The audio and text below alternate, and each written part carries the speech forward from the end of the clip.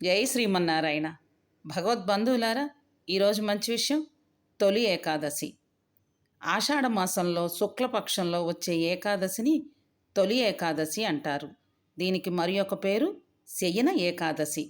ఈ తొలి ఏకాదశి రోజు శ్రీ మహావిష్ణువు క్షీరసాగరంలో యోగ నిద్రకి ఉపక్రమిస్తారు. ఈరోజే, ఈ తొలి ఏకాదశి రోజే చాతుర్మాస దీక్ష వ్రతాన్ని మొదలు పెడతారు. ఈ వ్రతము 18 సంవత్సరములు నిండిన ప్రతి వారు చేయవచ్చు. ఈ వ్రతం ఆచరించటం వల్ల దీర్ఘ ఆయువు కలిగి నిండు నూరేళ్లు జీవిస్తారు. హరివాసరము అంటారు ఏకాదశిని. ఎవరైతే ఏకాదశి వ్రతాన్ని ఆచరిస్తారో స్వామికి వారంటే ఎంతో ఇష్టము. ఏకాదశి వ్రతాన్ని ఎవరైతే శ్రద్ధతో, భక్తితో, దీక్షతో ఆచరిస్తారో వారికి స్వామి వైకుంఠ ప్రాప్తిని కలుగజేస్తారు.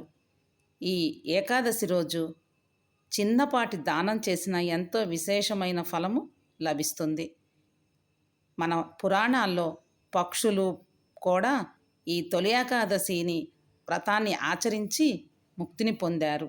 మనం కూడా ఈ ఏకాదశిని ఆచరించి విష్ణువు యొక్క సహస్రనామాలు కానీ, విష్ణువు యొక్క స్తోత్రాలు కానీ పారాయణ చేసి స్వామి దయకి పాత్రులవుదాము. జై శ్రీమన్నారాయణ. వీడియోస్ నచ్చితే సబ్స్క్రైబ్ చేసుకొని సపోర్ట్ చేయండి.